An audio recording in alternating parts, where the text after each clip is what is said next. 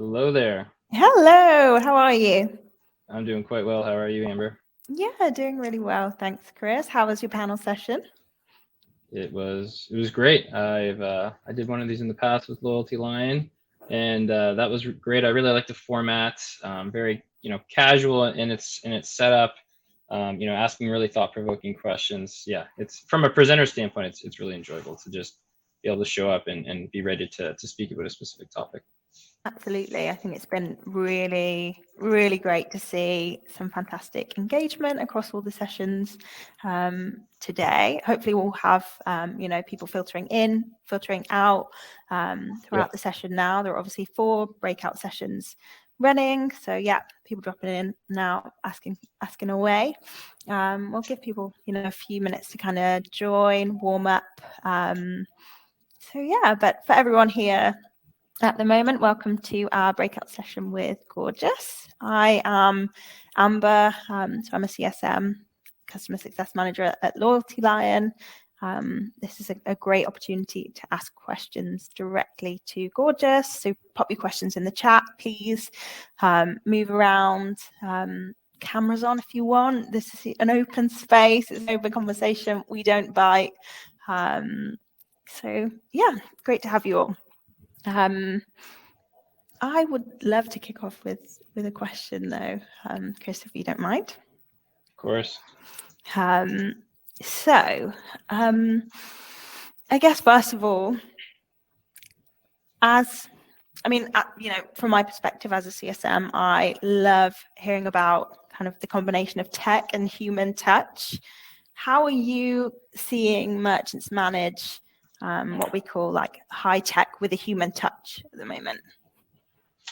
Yeah, so I was talking about it a little bit on the panel discussion. So a really integral part of customer success and customer experience is balancing automation and personalization, certainly as you scale. So if you're a brand and you're experiencing explosive growth, you're going to have high order volume, and that comes with high customer support issues and inquiries, and that's a good problem to have.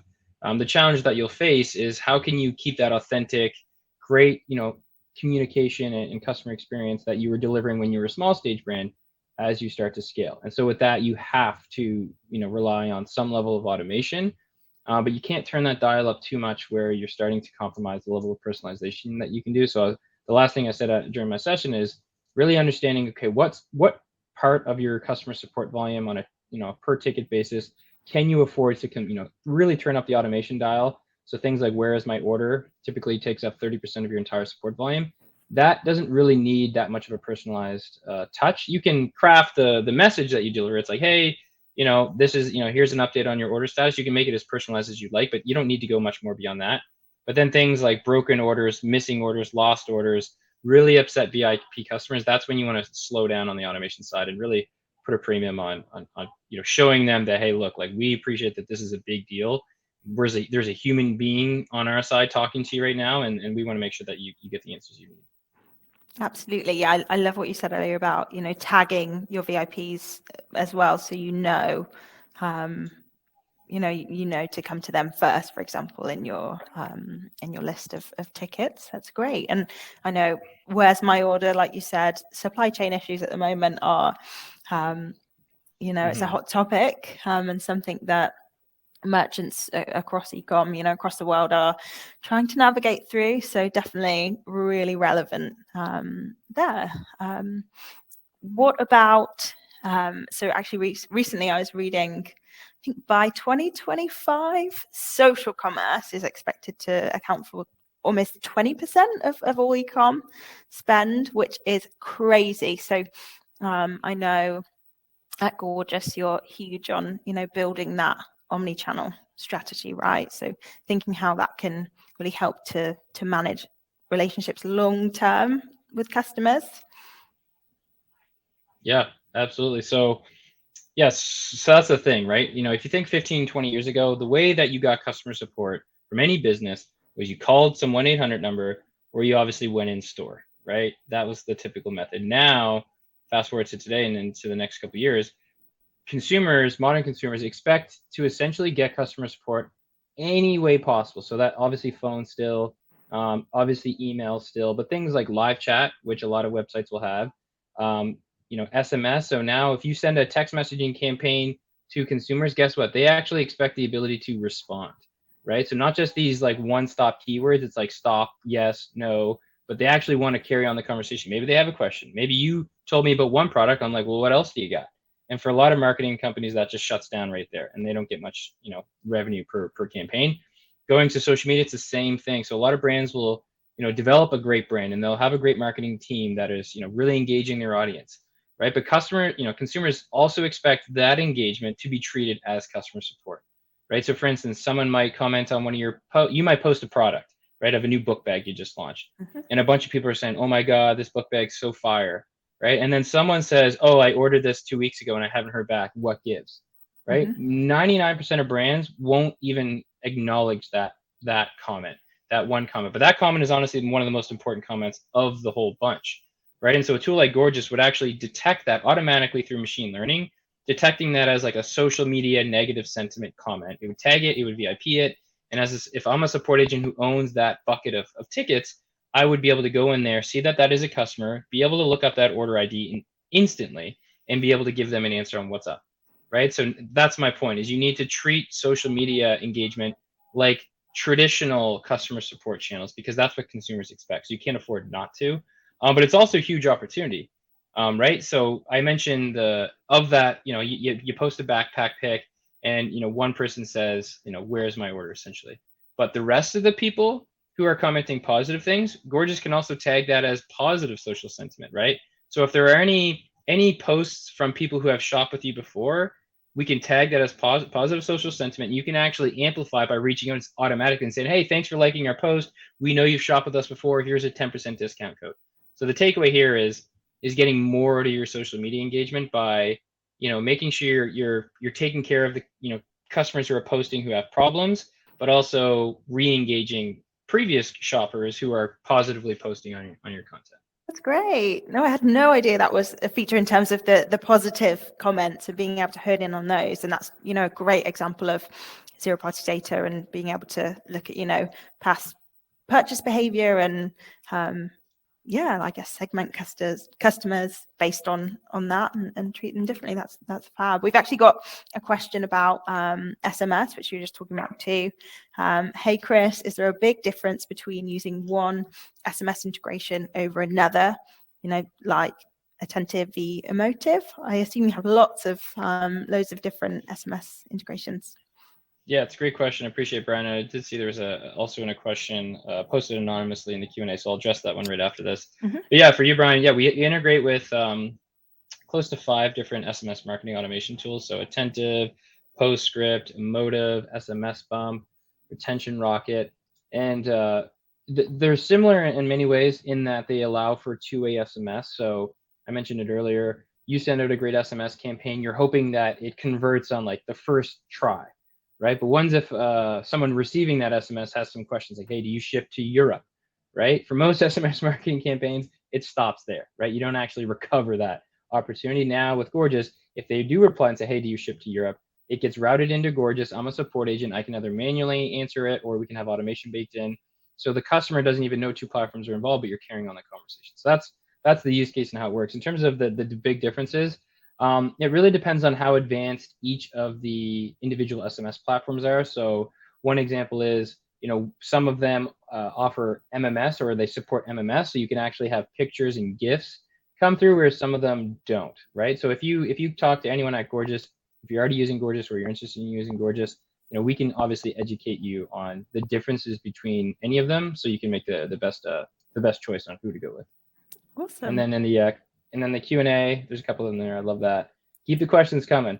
Don't be shy. So the first one is, my customer service team is getting quite stretched. How can I use Gorgias to help them? So, I mean, that's, to be honest, like that was the inception of Gorgias. That's why we were created in the first place, as a Shopify app predominantly.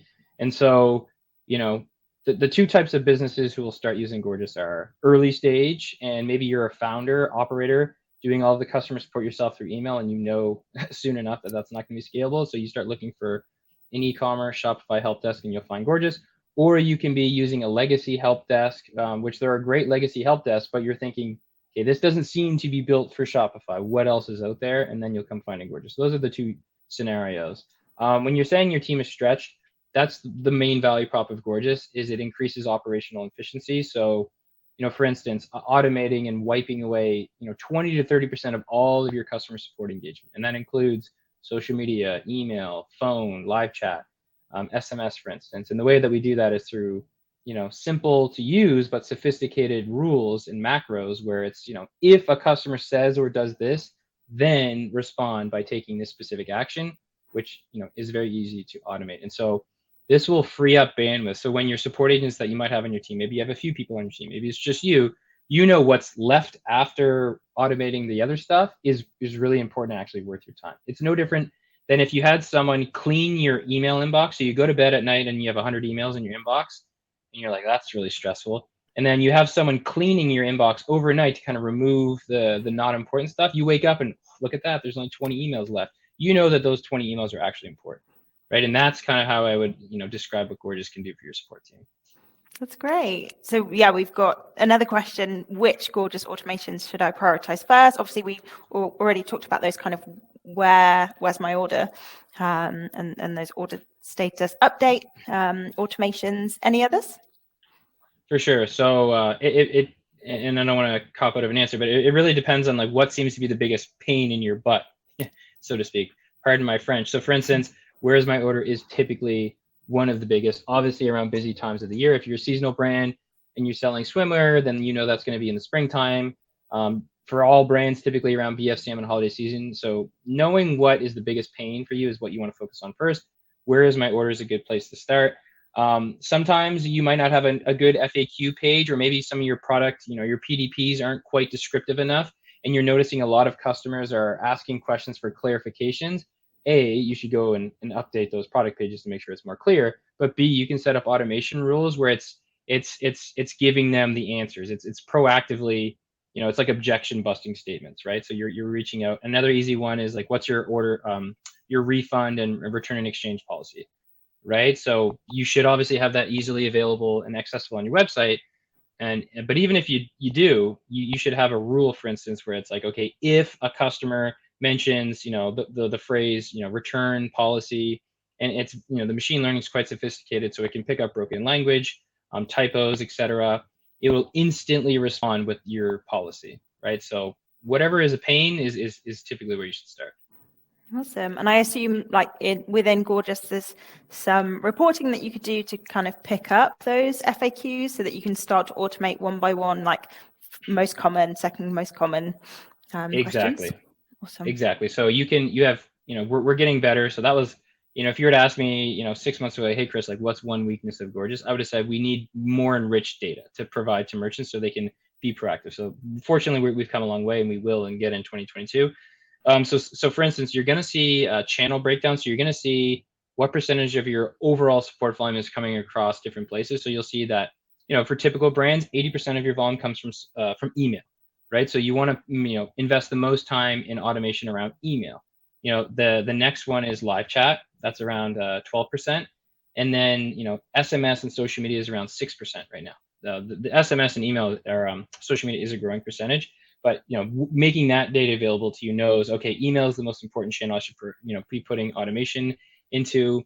We also show you sentiment. So like, what's the sentiment of your tickets on average over a month? And that allows you to really understand. And then also we have tags. So you can manually apply tags to tickets. The best use case is to just automatically apply tags. So an easy one is if someone has, a where is my order status question, tag the ticket as Wismo. If someone wants a return or exchange done, tag the ticket as return and exchange. If a customer who has, spent more than $100 lifetime with you has a ticket, tag them as VIP. Those are simple tags. And then in the data dashboard, you can filter across different tags and ticket types. You can see, okay, what are the most common ticket types? And then we'll also show you what percentage of those are you actually automating. So what you're looking for is, okay, what's a high percentage ticket tag type matched up with a low automation percentage, right? And that's a big problem. So if you have a high ticket type, where's my order, for instance, and you have a low automation score, that's like the biggest priority for you. Cool. Yeah, sounds good. We've got another Yeah, really, really good question in the chat. What measurable goals can you set for a customer support team around brand loyalty? So this person uses satisfaction surveys, but also wants to learn how sticky those people are after communicating with their team. Yeah, for sure. So we do integrate with a lot of great loyalty review programs. So obviously we integrate with Loyalty Lion, which when I'm talking to if I'm in a support agent and I'm talking to a customer, I can actually see Loyalty Lion data for that customer right inside the ticket. So as I'm talking to them, I can see a bunch of Shopify order information. I can see Loyalty Lion data. So I can see what tier they're on. I can see how many loyalty points they might have. And so this makes it really easy to, put a premium on delivering extra special interactions. You want to deliver special interactions to everybody. I know that. But you can see the VIP tier that they might be in or how many points they have. And so when you're talking to someone who has a high, we can also tag those tickets, by the way. So it's like if the Loyalty Lion, tier is, whatever the brand designates as the highest tier and a ticket is created, then tag it as VIP. And so when I'm talking to them, it's easy to give them an extra special interaction. You can drop in an affiliate link to like recommend that they share it with a friend. You can encourage them to post on your social media to kind of amplify the noise. So it's really just investing into making it easy for you to know who your biggest shoppers are when you're actually talking to them and when they're interacting with you. So you can put a premium on delivering an extra special interaction. Right. Yeah, and I suppose that kind of level of automated tagging as well would really help, like support with speeding up response times, because it will allow customer support teams to prioritize quicker. I mean, it does the prioritization for them, right? Yeah, exactly. Cool. One more. Can agents share referral links in their conversations? Let me see that. My customer service team is getting, can agents share? Yeah. Sorry, it's a good question. So yes, you can. So you can do it even if you're not using any loyalty programs. You can do it just natively through our Shopify integration. So we have macros, for instance, so you can easily, while you're talking to a customer, just click like referral link, and it'll be unique to that customer. You just drop it in, and you can set parameters like what is the discount that might come with that affiliate link. If you're using a tool like Loyalty Line, we also integrate with other loyalty platforms as well.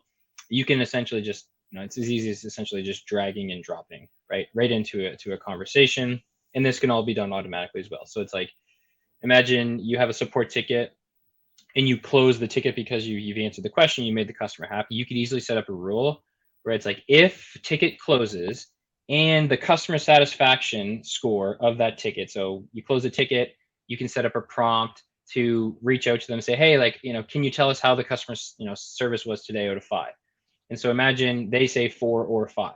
Then the next rule will come and says like, okay, if a ticket was closed and if the CSAT of that ticket was 4 or 5, then reply with like a thank you, and here's an affiliate link to share with a friend, right? So it's like it's exactly like how any email or SMS marketing automation tool works in terms of segmentation. Not reaching out to a person who left a 1 or a 2-star CSAT and it's like, hey, so happy we were able to help you out today. Here's an affiliate link. Can you share that? They're gonna be like, were you even listening to me? I had a terrible experience with you, and not only will I not share this affiliate link, I'm not actually going to shop with you, period, at all. So that's why having that zero-party data is so key. Absolutely. I mean, we did an exercise kind of here as a team recently about our most kind of positive and negative online shopping experiences. And both of those, so both the negative and positive, were basically all kind of centered around customer service delivery. And, it's such a key driver and decider for customers as to, are they going to shop with you again? Do you think kind of customer care as a revenue driver is often overlooked? For sure. For the longest time, customer support, help desk, it was, thought of as this boring part of your business. You need to have it, but like really how much, am I willing to invest in it? A lot of people would refer to it as like a cost center. That's kind of like the typical way customer support was described. And for the longest time, maybe that was true. Now with modern technology and software, not only can a tool like Gorgias, and there's other tools out there obviously as well.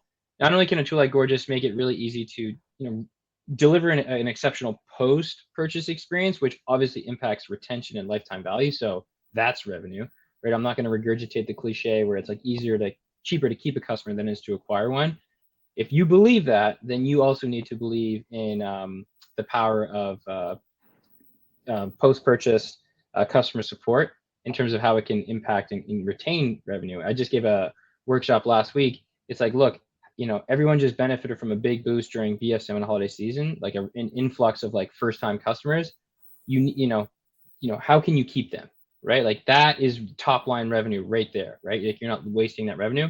But to go back to the original point, what about pre-purchase interactions, right? So I talked about how tools like Gorgias make it easier than ever to connect with potential customers on social media, SMS campaigns, right? So this is there's a huge opportunity to increase conversion rates. That's like the key metric. And one key stat I love to drop is that if you're talking to a potential buyer on live chat, say on your website, or SMS, or through an email exchange, and you respond in under 10 minutes, right? Your first response time is under 10 minutes. Conversion rates for those opportunities go upwards to 28 to 35%, right? And this makes sense because if anyone's actually going to, especially, email is one thing, but especially live chat and SMS, that's such a fast interaction. If someone's actually messaging you via SMS or live chat, think about how busy you are on a given day. Are you actually going to go on a website that you're potentially shopping on and interact with their live chat if you don't have a high purchasing intent? Yeah. Typically, people who do this have about a 78% purchasing intent. So if you can respond in under 10 minutes, ideally, honestly, 2 to 3 minutes is like the gold standard, then conversion rates go through the roof because they have a high purchasing intent and you're actually giving them the answers when they're there.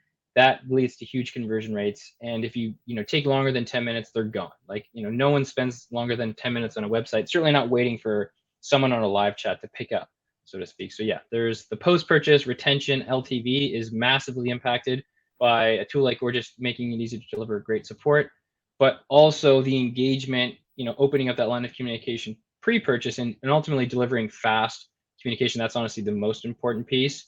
When it comes to pre-purchase, that's a huge revenue opportunity in of itself. Absolutely. Those stats are, yeah, I mean, I want to say crazy, but like you said, it makes so much sense. Like the intention of them coming onto your website, it's there. So, making the most of that opportunity. And I think what's really important is, like, as consumers, we want to feel connected directly to the brand. And that's exactly what's happening. If you come onto a website and can literally have that connection, even if it's with a customer service rep, the connection's still there.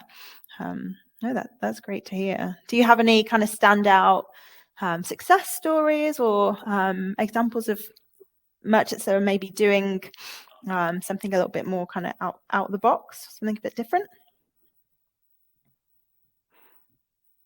You're on mute, Chris. Sorry. Sorry, good catch. Yeah, my dog's in the room, so I'm muting myself when I'm not speaking just to make sure that he doesn't get a little rowdy. But yeah, in terms of some innovative tactics that I think brands are using is, I referenced the live chat. The live chat's great. As brands will know, live chat means real person, an actual agent powering those experiences. So a lot of brands will be hesitant to have 24/7. A lot of brands will just do 24/5.